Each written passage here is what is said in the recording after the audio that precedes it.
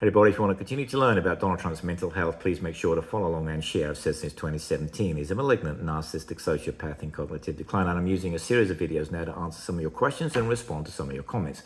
Now, here's one that actually combines two things. Basically, in telling us something we don't already know, and what can we do about it, it's not going to make any difference. Well, I've responded to the telling us something we don't already know in the first series here, which is a malignant, narcissistic sociopath, because I don't think you do understand how dangerous he is. So go back and watch that. I explain what a malignant narcissistic sociopath is. And I'll be getting in at some point into the dark tetrad and the dark triads. We'll explain that at some point. But let's talk about this. What can be done? Well, you need to understand what you're dealing with. Apart from the fact a man who lies all the time and all that, Donald Trump's pathology, grandiosity, everything's made up. Nothing is real. You've got to understand that. That's the first thing. Once you understand that, the rest makes total sense. Malignant narcissists like Donald Trump, extremely low self-esteem. That's why they make everything up. He knows he's not high IQ, but he says he's high IQ. He knows he's not super fit, but he says I'm the fittest president in the history of time. He knows he's not the great golfer, but he claims to win all the tournaments, right? He knows that. It's all a facade.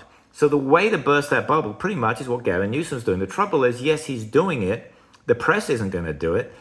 To answer your question specifically, what needs to be done, you need to mock him mercilessly every fucking day. Every day. Do you remember Ceausescu from Romania? You know what brought him down? He got mocked. He lost his credibility. That will bring Donald Trump down.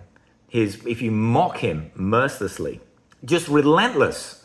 The trouble is the Democrats won't do it. Every day they should be having a press conference every fucking day. Directly after the White House press conference or directly after when Donald Trump says something in the Oval Office. That's what they should be doing. And it should be on the tone of mockery. You need someone who's got whimsy, who's articulate. It needs to be the same people, someone who's got whimsy, articulate, knows what they're talking about, will take questions from anybody, but they need to say, oh, what did the golden one say today? Oh, he said this is the best economy ever. What, really? Or the tariffs are paid for by other countries. Really? And explain it. Oh, the orange one said that. Mock him without mercy.